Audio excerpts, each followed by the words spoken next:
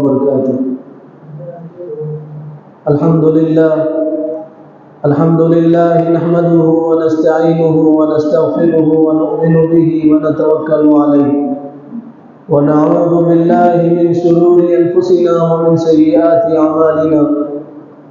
من يهده الله فلا مضل له ومن يضلله فلا هادي له، ونشهد أن لا إله إلا الله وحده لا شريك له، ونشهد أن سيدنا وسندنا وحبيبنا وكريمنا وشفيعنا ومولانا محمدا عبده ورسوله صلى الله على النبي وعلى آله وأصحابه وأتباعه وأزواجه وذرياته أجمعين. فأعوذ بالله من الشيطان الرجيم. بسم الله الرحمن الرحيم. ألا بذكر الله تطمئن القلوب. وقال النبي صلى الله عليه وسلم: الكيس من دان نفسه وعمل لما بعد الموت، او كما قال علیہ الصلاۃ والسلام. اللہ تعالیٰ نے بے انتہا کرم کا، محبت کا، شفقت کا، عنایت کا معاملہ کیا.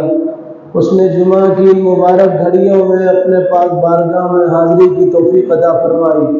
اللہ تعالیٰ ہم سب کے حاضر ہونے کو، جمع ہونے کو، مل بیٹھنے کو، سننے سنانے کو قبول فرما لے، اور اللہ تعالیٰ زندہ رکھے، اسلام پہ زندہ رکھے، ایمانی محنتوں میں لگائے رکھے، اور اللہ ہم سب کو اپنی رضا اور خوشنودی والی موت عطا کرے.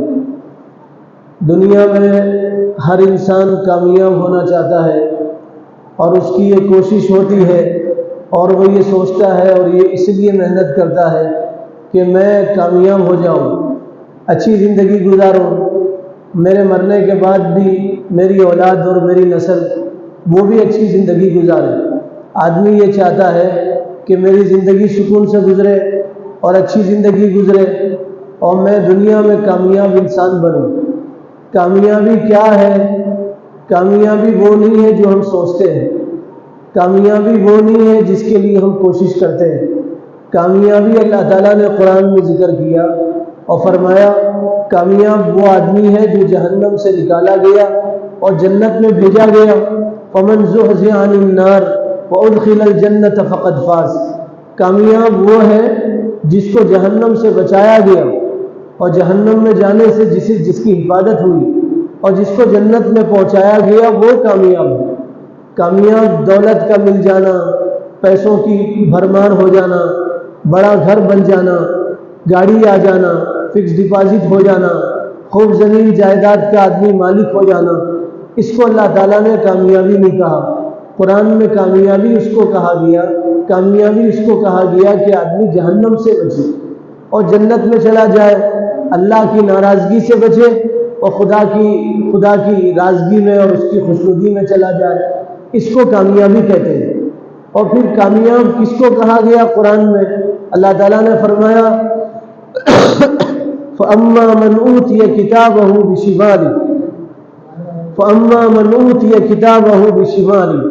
بعض لوگ اللہ کے بارگاہ میں آئیں گے، ان کا نام اعمال ان کے بائیں ہاتھ میں دیا جائے گا، تو وہ تڑپیں گے، وہ روئیں گے، وہ چلائیں گے، وہ چیخیں گے، اور وہ یوں کہیں گے یہ ہمارا نام اعمال ہمارے بائیں ہاتھ میں کیوں دیا گیا؟ ہمارا نام اعمال ہمارے بائیں ہاتھ میں کیوں دیا گیا؟ ما اغنی عنی مالیہ ہلک عنی سلطانیہ. وہ چیخ کے کہے گا مجھے میری حکومت نے فائدہ نہیں دیا، عہدے نے، منصب نے، میری امارت نے، میرے بڑے پن نے مجھے فائدہ نہیں دیا. وہ یوں کہے گا میری بادشاہت نے مجھے فائدہ نہیں دیا اور میرے مال نے مجھے ہلاک کر دیا. تو مال، بادشاہت اور چیزوں کا مل جانا، اس سے زندگی میں سکون نہیں آتا اور یہ کامیابی نہیں. جس کا نام اعمال بائیں ہاتھ میں دیا گیا تو وہ ناکام ہو گیا. اللہ فرشتوں سے فرمائیں گے خذوہ فغلوا ثم الجحیم صلوا. اس کو پکڑو اور اس کو جکڑو اور اس کو جہنم کے گڑھے میں اوندھے منہ لے جا کر کے ڈال دو.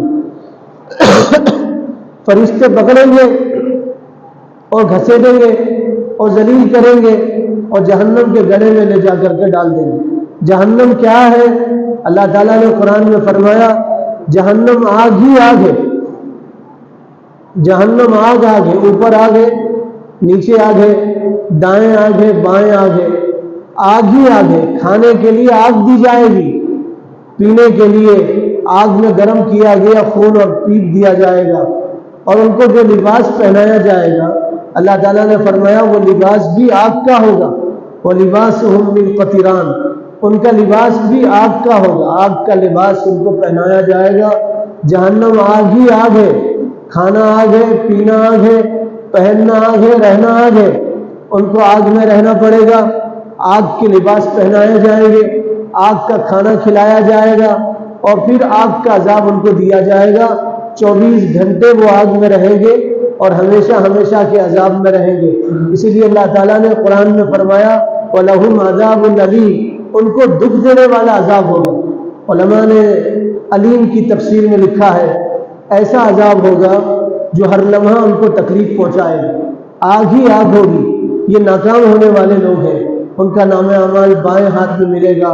اللہ ان سے ناراض ہوں گے، فرشتے ان پہ غضبناک ہوں گے، اور فرشتے ان کو ذلیل و رسوا کریں گے، اور فرشتے ان کو ماریں گے اور گھسیٹ کے جہنم میں ڈالیں گے. پھر اللہ تعالیٰ نے فرمایا کامیاب کون ہے؟ فرمایا فَأَمَّا مَنْ أُوتِيَ كِتَابَهُ بِيَمِينِهِ، وہ خوش نصیب جس کا نام اعمال بائیں ہاتھ میں دیا جائے گا، جس کا نام اعمال داہنے ہاتھ میں دیا جائے گا، سیدھے ہاتھ میں جس کا نام اعمال دیا جائے گا وہ کامیاب ہوگا. اللہ نے قرآن میں بتایا وَأَمَّا مَنْ أُوتِيَ كِتَابَهُ بِيَمِينِهِ فَيَقُولُ هَاؤُمُ اقْرَءُوا كِتَابِيَهْ، وہ یہ کہے گا ارے دیکھو میرا نام اعمال تو پڑھو، اور دیکھو میں کامیاب ہو گیا، میرا نام اعمال مجھے داہنے ہاتھ میں دیا گیا. اور وہ یہ کہے گا انی ظننت انی ملاق حسابیہ. قرآن کا ترجمہ اگر آتا اور تفسیر آتی تو ہم اپنی جگہ اچھل پڑتے. وہ جنتی جس کا نام اعمال داہنے ہاتھ میں دیا جائے گا، وہ کامیاب ہونے والا آدمی جس کا نام اعمال داہنے ہاتھ میں دیا جائے گا، وہ یہ کہے گا انی ظننت انی ملاق حسابیہ، مجھے یقین تھا اور مجھے معلوم تھا میرا نام اعمال داہنے ہاتھ میں دیا جائے گا. پھر اللہ فرما رہے فَهُوَ فِي عِيشَةٍ رَاضِيَةٍ، وہ اللہ کی رضا میں ہوگا، وہ عیش و عشرت کی جنت میں ہوگا. فرشتے اس کو سلام کریں گے اور فرشتے اس کو جنت میں پہنچائیں گے. حوریں سلام کریں گی، فرشتے سلام کریں گے، جنت کے بچے چھوٹے چھوٹے بچے اس کو سلام کریں گے. جو بچے بچپن میں مر جاتے ہیں مسلمان بچے تو اللہ تعالیٰ ان کو جنتیوں کی خدمت کے لیے رکھیں گے. چھوٹے بچے جو بچپن میں مر جاتے ہیں تو اللہ تعالیٰ ان کو دوزخ میں نہیں ڈالیں گے، نہ جنت میں ڈالیں گے. جنت میں وہ جنتیوں کی خدمت کے لیے رکھے جائیں گے. قرآن میں ہے ہمیشہ وہ بچے بچے رہیں گے، بڑے نہیں ہوں گے، ہمیشہ بچے رہیں گے. اور کیسے محسوس ہوں گے؟ ایسا لگے گا جیسے بکھرے ہوئے موتی ہے میدان میں. خوبصورت بچے ہمیشہ خوبصورت رہیں گے، بڑے نہیں ہوں گے، ان کے چہرے چمکتے ہوں گے. وہ بچے وہ حور وہ غلمان ان جنتیوں کو سلام کریں گے، نغمے گائیں گے، ترانے گائیں گے. اور وہ جنتی کہیں گے ہم تو جنت میں ہیں، ہم اللہ کی رضا میں ہیں، ہم کامیاب ہو گئے. تو کامیابی کیا ہے؟ کامیابی یہ ہے کہ آدمی اللہ کی رضا میں پہنچے. کامیابی یہ ہے آدمی جنت میں پہنچے. کامیابی یہ ہے آدمی ہمیشہ ہمیشہ کے سکون میں پہنچے. یہ کامیابی ہے. اب کامیاب کون ہوگا؟ جو رسول اللہ کے طریقے پہ چلے گا وہ کامیاب ہوگا. سنت پہ جو عمل کرے گا وہ کامیاب ہوگا. سکون زندگی میں سنت سے آئے گا. سنت سے ہٹ کے دوسری چیزوں میں سکون نہیں. دولت میں، چیزوں میں، سامان میں، بڑے گھر میں سکون نہیں ہے. کتنے لوگ ہیں جن کے گھر بڑے ہیں اور وہ سسک سسک کے روتے ہیں. بڑے گھر ہیں ان کے گھروں میں لڑائیاں ہیں، جھگڑے ہیں. بڑے بڑے گھر ہیں زندگیوں میں سکون نہیں ہے، راحت نہیں ہے. بڑی گاڑیوں میں سکون نہیں ہے. ابھی ہم عمرے کے لیے گئے تھے، ایک صاحب ہمارے ساتھ تھے، کمرے میں تنہا میں تھا، اکیلا تھا. تو کہنے لگے میں آپ سے بہت دنوں سے اکیلے میں بات کرنا چاہتا تھا اور میں آپ سے بات کرنا چاہتا ہوں. اکیلے میں بات کرنا چاہتا تھا. اچھا ہوا آپ مل گئے. اور دروازہ بند کر کے پہلے تو 15 منٹ تک روتے رہے اور اس کے بعد کہنے لگے میری زندگی میں سکون نہیں. بدر کے اچھے گھرانے سے تعلق رکھتے ہیں. اتنا بڑا گھر ہے، آدمی ان کے گھر کی چھت کو دیکھنا چاہے تو ٹوپی نیچے گرے گی، چھت نظر نہیں آئے. اتنا بڑا ان کا گھر ہے، لیکن وہ کہہ رہے میری زندگی میں سکون نہیں. کبھی کبھی جی چاہتا ہے یا تو میں اپنی بیوی کو ماروں یا میں اپنے ماں باپ کو ماروں. کبھی میرا جی چاہتا ہے یا تو اپنی بیوی کو ماروں یا میں اپنے ماں باپ کو ماروں, اور کبھی کبھی جی چاہتا ہے میں اپنے آپ کو مار لوں. دونوں کو نہیں مار کے اپنے آپ کو مار لوں, میری زندگی میں سکون نہیں. تو میں ان سے پوچھا آپ نماز پڑھتے؟ تو کہنے لگے جمعہ کی نماز پڑھتا ہوں. میں ان سے پوچھا قرآن پڑھتے؟ تو کہا قرآن پڑھا تھا میں بچپن میں, اس کے بعد سے کبھی قرآن کھولنے کی توفیق نہیں, قرآن پڑھنے کی کھولنے کی توفیق نہیں. تو زندگی جہنم نہیں تو کیا بنے گی؟ نماز سے سکون آتا ہے, قرآن سکون کی چیز ہے, قرآن شفا ہے, ہر بیماری سے شفا ہے. آپ کو کسی عامل کے پاس جانے کی ضرورت نہیں پڑے گی, کسی عامل کے چکر لگانے کی ضرورت نہیں پڑے گی. قرآن تو پڑھو, آپ زندگی میں سکون آئے. ایک ایک سنت حضور کی, ایک ایک سنت اس میں سکون ہے. حضور کی سنت پہ عمل کرو, گھر والوں سے کہو رسول اللہ کی سنت کو اپناؤ, بچوں سے کہو حضور کی سنت میں عمل کرو. وہ گھرانہ خوشحال گھرانہ ہوگا جس گھرانے میں سنت پہ عمل کیا جاتا ہے. آپ صحابہ کی زندگی پڑھو تو آپ کو پتہ چلے گا کچھ نہیں تھا ان کے پاس, سنت تھی رسول اللہ کی, سنت پہ عمل کرتے تھے, ان کی زندگی میں سکون تھا, کامیاب دنیا میں ہو گئے تھے, اور اللہ تعالیٰ نے ان کی کامیابی کی گارنٹی دے دیا تھا. اور اللہ نے فرمایا تھا اللہ ان سے راضی ہے, اللہ سے راضی ہے. مرتے مرتے کہہ رہے میں تو کامیاب ہو گیا. ایک صحابی جنگ کے میدان میں ہے اور ان کو تیر لگا, دشمن کے جتھے سے ایک تیر آیا اڑتا ہوا اور تیر لگا اور خون نکلا اور پھڑپھڑا کے نیچے گرے, اور تیر مارنے والا بھاگ کے آیا اور دیکھنے کے لیے آیا کہ میرا تیر ان کو صحیح لگا نہیں لگا, اور تیر لگنے کے بعد یہ زندہ ہے یا مر گئے. تو جب اس نے دیکھا تیر لگا, خون نکلا اور یہ پھڑپھڑانے لگے اور مرتے مرتے کہنے لگے فزت برب الکعبہ, کعبے کے رب کی قسم میں تو کامیاب ہو گیا. وہ مارنے والا کافر تھا, حیران ہے کہ اس کی بیوی بیوہ ہو گئی, اس کے بچے یتیم ہو گئے, تیر اس کو لگا ہے, خون نکل رہا ہے, اور یہ کہہ رہا ہے میں تو کامیاب ہو گیا. کامیابی اس کو کیسے ملی؟ مرنے والا کیسے کامیاب ہوتا ہے؟ پلٹ کے اس نے صحابہ سے پوچھا یہ کس کامیابی کا ذکر کر رہے ہیں؟ تو کہنے لگے یہ ایمان لا چکے تھے, مومن ہو گئے تھے, اب یہ مر کے سیدھا جنت میں جائیں گے, اس لیے کہ ان کی پوری زندگی رسول اللہ کا نمونہ تھی اور حضور کے سانچے میں ڈھلی تھی اور حضور کے نقش قدم پہ چلے تھے. اب یہ مرتے جنت میں داخل ہوں گے. مرتے مرتے انہوں نے اسلام کی دعوت دیا مارنے والے کو, اور مارنے والے نے کہا ہمیں بھی ایسی کامیابی چاہیے اور میں بھی مسلمان بنتا ہوں, اور اس نے بھی کلمہ شہادت پڑھا اور کلمہ پڑھ کے مسلمان ہو گیا. مرتے مرتے لوگوں کو اسلام کی دعوت دے کے گئے اور کہہ گئے ہم تو کامیاب ہو گئے, کامیاب ہو گئے. کامیابی یہ نہیں ہے کہ آدمی کے پاس پیسے آ جائیں, ہم یہ سمجھتے ہیں خوب پیسے آئیں گے تو ہم کامیاب ہو گئے, زندگی ہماری سکون میں رہے گی. آپ ہسٹری پڑھو ان لوگوں کی جو دنیا میں مالدار رہے, ان لوگوں کی جو دنیا میں مالدار رہے, آپ ان کی تاریخ پڑھو تو آپ کو پتا چلے گا ان کو زندگی میں سکون نہیں. عبد الرحمن اموی بادشاہ تھا, عبد الرحمن 50 سال اس نے ایک ملک پہ حکومت کیا اور مرتے مرتے کہنے لگا میں نے اپنی زندگی میں صرف 14 دن سکون کے دیکھے, 14 دن سکون کے دیکھے, اس کے علاوہ میری زندگی میں سکون نہیں. کرسٹینا اوناسیس ایک امریکن خاتون تھی, کرسٹینا اس کا نام تھا, اس کا باپ جہازوں کا مالک تھا, پانی کے جہاز کا مالک تھا, ہوائی جہاز کا مالک تھا. باپ کے مرنے کے بعد پوری دولت اس کے حصے میں آئی. میں نے اس کی ہسٹری پڑھا, تاریخ میں اس کی پڑھا, اور اس کی ہسٹری جب میں پڑھتا تھا تو میری آنکھوں سے آنسو آتے تھے.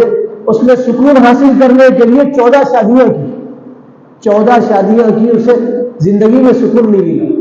اور پھر جب وہ مری تو ایک کرائے کے گھر میں اس کی لاش ملی, کرائے کے گھر میں. آپ اندازہ لگاؤ, باپ کی پوری دولت کی تنہا وارث تھی, کئی جہاز اس کی ملکیت میں تھے, ہوائی جہاز, پانی کے جہاز, دنیا کی مالدار ترین خاتون تھی, سکون نہیں تھا زندگی میں. 14 شادیاں اس نے کی, اور پھر اس کی لاش ملی تو ایک کرائے کے گھر سے لاش ملی. ایک کمرہ تھا اس میں, دوسری کوئی چیز نہیں تھی, ایک کمرے میں مری ہوئی لاش ملی اس کی, اور پھر پوری دولت اس کی ایسے ہی تھی اور حکومت نے اس کی پوری دولت پہ قبضہ کیا. سکون نہیں زندگی, سکون دولت میں نہیں, کامیابی دولت میں نہیں ہے. اللہ تعالیٰ نے قرآن میں فرمایا کامیاب ہونا چاہتے ہو تو رسول کو نمونہ بناؤ, ان کے نقش قدم پہ چلو، اللہ تعالیٰ تمہیں کامیاب کرے گی۔ صحابہ کی تاریخ پڑھو، ایک صحابی ہے عبداللہ ابن عمرو ابن عاص رضی اللہ تعالیٰ عنہ کے بیٹے ہیں۔ بیوی ان کے اپنے بہو کے پاس گئے، بہو سے پوچھا میرا بیٹا تمہارے ساتھ کیسے زندگی گزارتا ہے، اس کا رہن سہن کیسا ہے، سلوک کیسا ہے، برتاؤ کیسا ہے، طور طریقہ کیسا ہے، میرا بیٹا تمہارے ساتھ رہتا کیسے ہے؟ تو بہو نے کہا تمہارے بیٹے کے کیا کہنے، رات بھر نماز پڑھتے تمہارے بیٹے، پوری رات نماز پڑھتے اور دن میں روزہ رکھتے، رات میں نماز پڑھتے دن میں روزہ رکھتے۔ باپ سمجھ گئے، باپ تو باپ ہوتا ہے، باپ سمجھ گئے جب یہ رات بھر نماز پڑھتا میرا بیٹا اور دن بھر روزہ رکھتا ہے تو بیوی کے حق کب ادا کرتا ہوگا؟ بیوی کے حق نہیں ادا کرتا ہوگا۔ رات میں مصلی پہ رہتا ہے اور دن میں روزہ رکھتا ہے، بیوی کا حق کب ادا کرتا ہوگا؟ بیٹے کو لے کے رسول اللہ کے پاس گئے اور جا کے کہا اللہ کے نبی یہ میرا بیٹا ہے، اس کی بیوی شکایت کر رہی ہے، کھل کے شکایت نہیں کر رہی بیوی، یوں کہہ رہی رات میں نماز پڑھتے دن میں روزہ رکھتے۔ آج کی بیوی ہوتی تو گھر سر پہ اٹھا لیتی تھی، آج کی بیوی ہوتی تو گھر سے قاضی آفس تک پورا محلہ ایک کر دیتی تھی، آج کی بیوی ہوتی ناشکری بیوی تو اپنے شوہر کی کھلے شکایت کرتی، جو نہیں ہے شوہر میں وہ بھی بیان کرتی۔ آج کل کی عورتیں شوہر میں جو نہیں ہے برائی وہ بھی بیان کرتی تھی، اور وہ ایمان والی عورت تھی، کہنے لگی آپ کے بیٹے بہت نیک ہے، رات بھر نماز پڑھتے اور دن میں روزہ رکھتے۔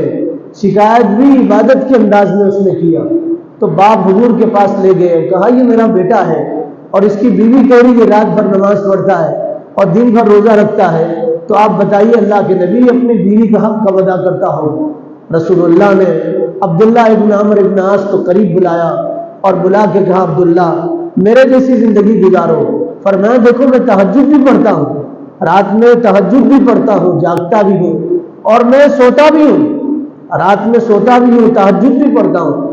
پھر فرمایا عبداللہ دیکھو تم بیوی کا حق بھی ادا کرو، تم پہ تمہاری بیوی کا بھی حق ہے، وَلِزَوْجِكَ عَلَيْكَ حَقٌّ، تمہاری بیوی کا حق ہے، تمہارے جسم کا حق ہے، تمہاری آنکھ کا حق ہے، آنے والے مہمان کا حق ہے، تمہارے ماں باپ کا حق ہے، زندگی بہت سارے لوگوں سے تمہاری جڑی ہوتی ہے، ان سب کا حق ہے تمہارے اوپر۔ فرمایا دیکھو روزہ بھی رکھو اور افطار بھی کرو، روز روزہ مت رکھو، پیر جمعرات کا روزہ رکھو، پھر فرمایا 3 دن روزہ رکھو، ایام 20 کے روزے رکھو، ایام 20 کے روزے رکھو، 13 14 15 تاریخ کے روزے رکھو، پھر فرمایا اور پورا قرآن روزے میں ختم مت کرو، 3 دن میں قرآن ختم کرو، پہلے تو فرمایا ہفتے میں قرآن ختم کرو۔ پھر حضرت عبداللہ نے کہا اللہ کے نبی میں اس سے زیادہ پڑھ سکتا ہوں، تو حضور نے فرمایا 3 دن میں قرآن ختم کرو۔ ان کی زندگی میں کیسا سکون، کھانے کے لیے کھانا نہیں، کپڑے نہیں ہے پہننے کے لیے، رہنے کے لیے مکان ان کے پاس نہیں، لیکن سکون کس قدر ہے، رات میں روزہ رکھ رہے، دن میں روزہ رکھ رہے، رات میں نماز پڑھ رہے، سکون ہی سکون زندگی میں۔ ان کو بتانا پڑ رہا ہے تمہاری بیوی بھی تمہارے پاس ہے۔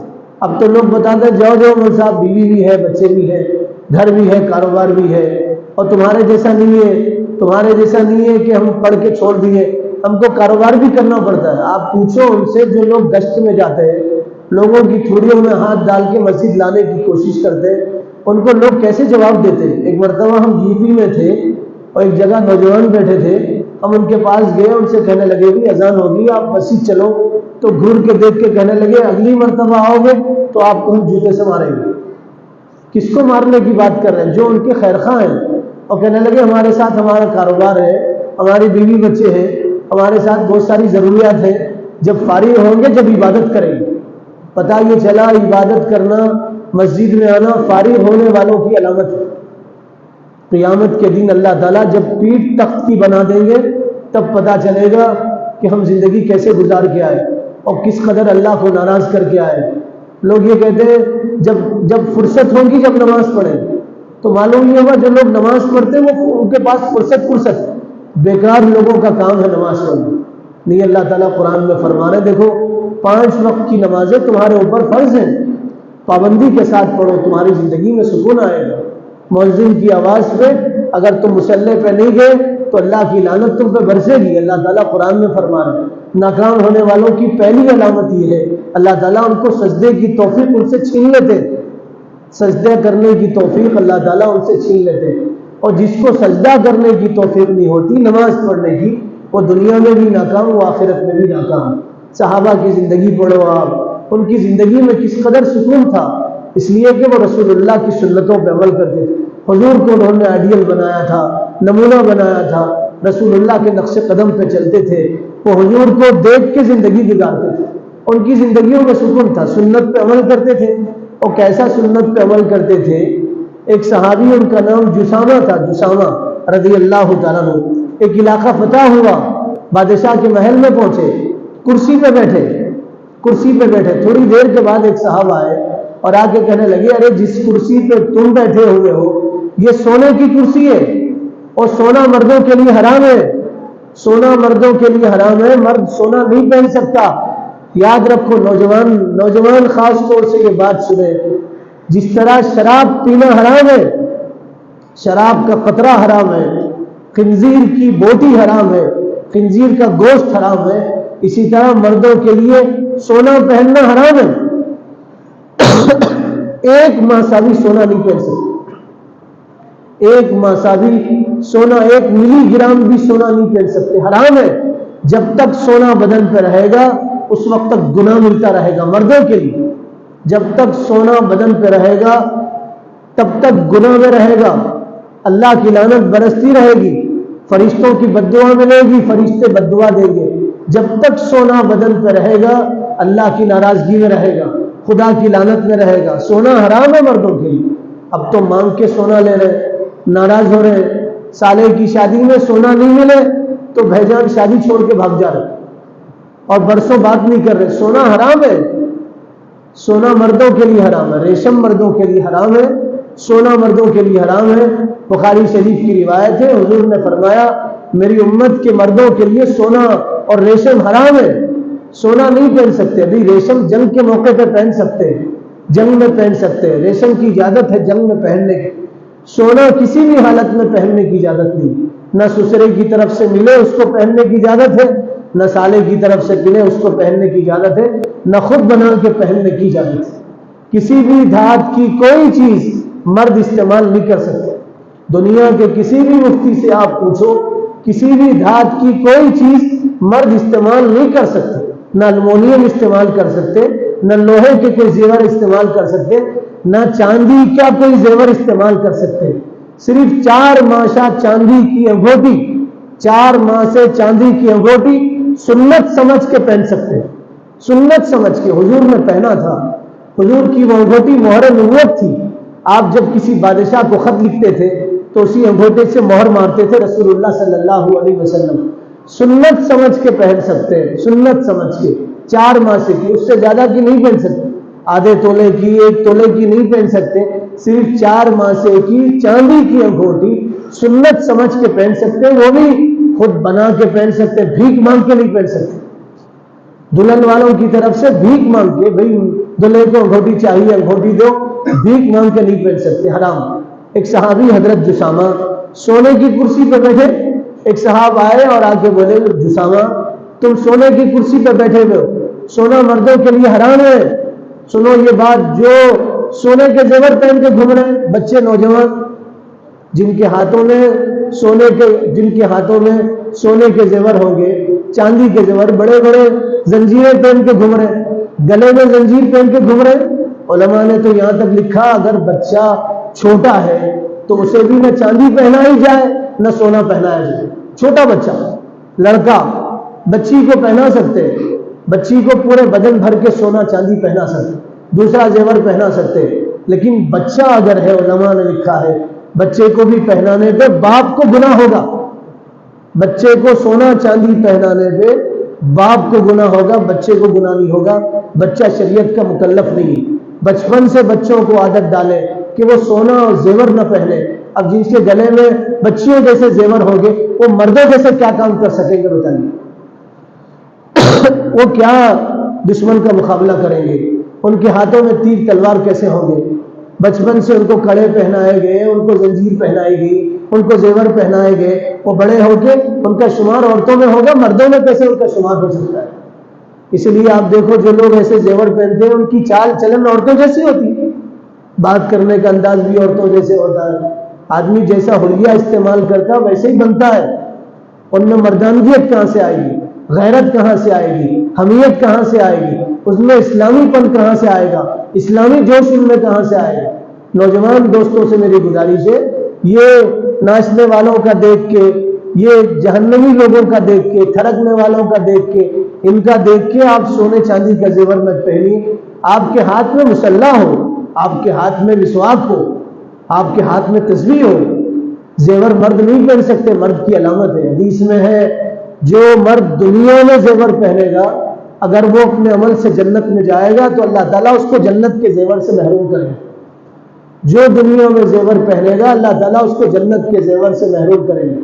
جنت میں ہر چیز حلال ہے، سونا حلال ہے، چاندی حلال ہے، موتی حلال ہے، لیکن جو دنیا میں اس کو حلال سمجھ کے پہنے گا اللہ تعالیٰ جنت کی نعمتوں سے اسے محروم کر دے گی۔ اس لیے اپنے آپ کو مرد بناؤ، مرد، عورتیں مت بناؤ، مرد بناؤ۔ وہ تو عورتوں کے لیے، مردوں کے لیے نہیں۔ بھیک مت مانگو، کسی مجبور باپ کو ستاؤ مت، اس کو رلاؤ مت، اسے مجبور مت کرو، کسی غریب باپ کو مجبور مت کرو کہ آدھا تولہ سونا دیں گے تو ہی دلہا اسٹیج پہ آئے گا ورنہ اسٹیج پہ نہیں آئے گا۔ یہ ظلم ہے، زیادتی ہے، ظلم ہے، ظلم۔ اور ظلم قیامت کے دن اندھیروں کی شکل میں ہوگا، اور آپ دوسروں پہ ظلم کریں گے، دوسرے آپ پہ ظلم کریں گے۔ آپ داماد ہو کے سسر پہ ظلم کریں گے، کل آپ بھی کسی بیٹی کے باپ بنو گے تو آپ کا داماد بھی آپ پہ ظلم کرے گا۔ ایک ہاتھ دے، ایک ہاتھ لے، جیسا کرو گے ویسا بھگتو گے، جیسا بو گے ویسا کاٹو گے۔ دنیا میں مکافات ہے، مکافات عمل کا بدلہ ہے۔ تم جیسا دوسروں کے ساتھ کرو گے دوسرا تمہارے ساتھ ویسے ہی کرے گا۔ بات لمبی ہوگی، میں اس کا عرض کر رہا تھا حضرت جسامہ سے کہا گیا سونے کی کرسی پہ بیٹھے ہو تو حضرت جسامہ کھڑے ہو گئے اور کہنے لگے حرام ہے۔ میں نے رسول اللہ کی مبارک زبان سے سنا، حضور نے ارشاد فرمایا سونا مردوں کے لیے حرام ہے، مرد نہ سونا پہن سکتا نہ سونا استعمال کر سکتا۔ آپ جسامہ کھڑے ہوئے تو بادشاہ کہنے لگا سونے کی کرسی پہ عزت دے کے بٹھایا گیا تھا اور تم اس پہ نہیں بیٹھے، تو کیا جواب تھا حضرت جسامہ کا؟ کہنے لگے تیری یہ عزت قیامت کی ذلت اس سے زیادہ بڑی ہوگی۔ فرمایا تیری عزت سے بڑی قیامت کی ذلت ہوگی، میں اس عزت کے بدلے قیامت کی ذلت نہیں خرید سکتا اور قیامت کی ذلت نہیں مول سکتا اور قیامت کی ذلت نہیں لے سکتا۔ فرمایا میں اس سے بچوں گا تو اللہ مجھے قیامت کے دن عزت عطا فرمائے۔ کیسا شوق اور ذوق تھا ان کا حضور کی سنت پہ عمل کرنے۔ ایک صحابی حضور کی خدمت میں آئے، ان کے بدن پہ ایک چادر تھی، گیرو رنگ کی چادر تھی۔ حضور نے ناگوار محسوس کیا، آپ صلی اللہ علیہ وسلم کے چہرے پہ ناگواری کے آثار نمودار ہوئے۔ آدمی کو جس سے محبت ہوتی ہے چہرے کے اتار چڑھاؤ سے پہچان لیتا ہے کہ کس حالت میں ہے، مجھ سے راضی ہے یا ناراض ہے۔ صحابی سمجھ گئے، گھر گئے، چادر نکالا اور جلتے تنور میں ڈال دیے۔ لوگوں نے پوچھا چادر کو، قیمتی چادر تھی، آپ نے اسے چولہے میں کیوں ڈالا، آگ یہ جلا کیوں دیا؟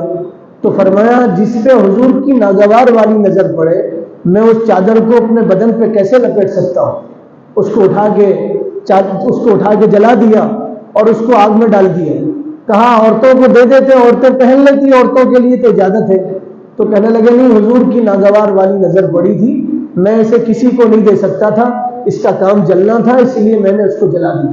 حضرت بلال رضی اللہ تعالیٰ عنہ، حضرت بلال صحابی رسول، حضور کے چہیتے صحابی تھے حضرت بلال رضی اللہ تعالیٰ عنہ۔ حضرت بلال جیسا درد اللہ ہمیں بھی نصیب فرمائے، حضرت بلال کی محبت اللہ تعالیٰ ہمیں بھی نصیب کرے۔ حضور سے بے انتہا عشق تھا، بہت محبت تھی حضرت بلال کو رسول اللہ صلی اللہ علیہ وسلم سے۔ حضرت بلال مؤذن رسول تھے، حضور کے مؤذن تھے اور خزانچی کے نگران تھے، خزانے کے نگران تھے، خزانچی تھے۔ رسول اللہ صلی اللہ علیہ وسلم کا جو خزانہ تھا اس کے نگران تھے حضرت بلال رضی اللہ تعالیٰ عنہ۔ اذان دیتے تھے مدینہ منورہ میں، ان کی اذان پہ لوگ مسجد میں جمع ہو جاتے تھے۔ جب حضور دنیا سے پردہ فرما گئے تو حضرت بلال نے سوچا اب مدینہ میں رہ کے کیا کریں گے، جن کو دیکھ کے آنکھیں ٹھنڈی ہوتی تھی، کلیجے کو سکون ملتا تھا، جن کو دیکھ کے ہم اچھی زندگی گزارتے تھے، اب وہ نہیں ہے دنیا میں. اب ہم دنیا میں کیسے رہیں؟ اب مدینہ میں کیسے رہیں؟ مدینہ چھوڑ کے دمشق چلے گئے اور دمشق میں رہنے لگے. ایک مرتبہ رسول اللہ خواب میں آئے اور حضور نے فرمایا بلال کتنے دن ہو گئے تم ہمارے پاس نہیں آئے، مدینہ نہیں آئے. صبح اٹھے تو محبت جاگ گئی، حضور کی یاد ستانے لگی. دمشق سے مدینہ منورہ آئے، مدینہ کو دیکھ کے رونے لگے، روضہ رسول پہ حاضر ہوئے، سلام کا نذرانہ پیش کیا، بہت دیر تک روتے رہے. حضور کے دو شہزادے حسن حسین دونوں دوڑ کے آئے، آ کے کہنے لگے بلال تم کہاں گئے تھے؟ ہمارے نانا کے مؤذن کتنے دنوں کے بعد آئے، آج اذان تم دو گے. حضرت بلال نے کہا میں اذان نہیں دے سکتا. کہاں دونوں نواسوں نے کہا اذان تم دو گے. ہماری درخواست ہے آج مدینہ میں اذان تم دو گے، مسجد نبوی میں اذان کی آواز تم بلند کرو گے. حضرت بلال منع کرتے رہے، لیکن جب شہزادوں نے نواسوں نے اصرار کیا تو کہنے لگے ہاں میں اذان دوں گا. اور جب حضرت بلال اذان دینے لگے اور جب اذان دیتے تھے اشہد ان لا الہ الا اللہ و اشہد ان محمد رسول اللہ پہ پہنچے تو رونے لگے اور ہچکیاں مار کے زمین پہ گر گئے اور کہنے لگے میں اب اذان نہیں دے سکتا. پورا مدینہ جمع ہوا اور مدینے والے کہنے لگے آج اذان کس نے دیا؟ ایسا محسوس ہوتا بلال نے اذان دیا. پھر بلال کو دیکھ کے رونے لگے، کہنے لگے کتنے دنوں کے بعد ہم نے بلال کی آواز سنی ہے. حضرت بلال بھی روتے رہے، بے ہوش ہو کے زمین پہ گر گئے. اس کے بعد حضرت بلال دمشق گئے، پھر مدینہ نہیں آئے. کہنے لگے میں مدینہ آؤں گا، لوگ مجھے اذان دینے کے لیے کہیں گے، میں اذان نہیں دے سکتا. حضور کی موجودگی میں جو اذان دیتا تھا حضور نہیں ہے، میں اذان نہیں دے سکتا. حضرت بلال کے موت کا وقت قریب آیا تو بیوی قریب آئی اور رونے لگی اور کہنے لگی، بیوی رو کے کہنے لگی ہائے میرے شوہر اب دنیا سے جا رہے ہیں، ان کی وفات ہوگی. تو اپنی بیوی سے کہنے لگی ارے پگلی میں خوش نصیب ہوں، میں مر رہا ہوں. یہ مت کہے کہ میرے لیے افسوس ہے، یہ کہے کہ میرے لیے خوشی کی بات ہے. بیوی کہنے لگی کیسی خوشی؟ تم دنیا چھوڑ رہے ہو، میں بیوہ ہو رہی ہوں، خوشی کیسی؟ تو حضرت بلال مسکرا کے کہنے لگے خوشی کی بات ہے، ابھی روح جدا ہوگی جسم سے اور یہ روح رسول اللہ کے پاس پہنچے گی، یہ روح ابوبکر کے پاس پہنچے گی، یہ روح عمر کے پاس پہنچے گی، میرے ساتھیوں کے پاس پہنچے گی. جو میرے ساتھی برس ہو گئے بچھڑ کے، اب مرتے ہی میری روح ان کے پاس پہنچے گی، رسول اللہ کا دیدار نصیب ہوگا. تو میرے لیے تو خوشخبری ہے، یہ کہ واہ مرحبا واہ مرحبا، میرے لیے خوشخبری ہے، بلال کے لیے خوشخبری. کیسا عشق تھا اور کیسی محبت تھی. ایسی محبت زندگی میں ہوگی تو زندگی میں سکون ہوگا، دنیا آخرت کی کامیابی ملے گی. اور رسول اللہ کی سنت چھوڑ کے زندگی گزاریں گے تو دنیا میں ایسے مارے مارے پھریں گے جیسے جنگل میں درندے شکار کی تلاش میں مارے مارے پھرتے. ہر گھر کی کہانی سنو آپ، ہر گھر کا دکھڑا سنو، ہر گھر کا دکھڑا سنو، قصہ سنو، سب اپنے داستانیں سنائیں. کوئی بہو سے پریشان، کوئی بیٹوں سے پریشان، بیٹے ماں باپ سے پریشان. ابھی ہم عمرے میں تھے، ایک صاحب اپنے سسرال کی تعریف کر رہے، شادی ہو کے 1 سال ہوا، کہنے لگے میرے ساس سسرے بہت اچھے، 18 دن ان کے ساتھ رہے، روزانہ بولتے تھے ساس سسرے بہت اچھے، میرے ماں باپ اچھے نہیں. ماں باپ میرے لیے کیا کرے، میری بیوی بہت اچھی ہے، میرا بچہ بہت اچھا ہے، چھوٹا بچہ، ایک ہی بچہ چھوڑ کے آئے. کہنے لگے میرے سب اچھے لیکن میرے ماں باپ اچھے نہیں، میرے سسرال والے بہت اچھے ہیں. ہر آدمی رونا رو رہا، وجہ اس کی ہے پورا گھر سنت چھوڑ کے زندگی گزارا. باپ کی زندگی میں نماز نہیں ہے، بیٹا نماز سے بے خبر ہے، قرآن کوئی نہیں پڑھتا، نوٹ گننے وقت ہے، قرآن پڑھنے وقت نہیں ہے. زندگی میں سکون کہاں سے آئے؟ سکون آتا ہے، کامیابی آتی ہے رسول اللہ کی سنت پہ عمل کرنے سے. آج نیت کر کے اٹھو، انشاءاللہ ہم نماز پڑھیں گے، قرآن پڑھیں گے، حضور کو نمونہ بنا کے زندگی گزاریں. اللہ تعالیٰ عمل کی توفیق عطا فرمائے. جو حضرات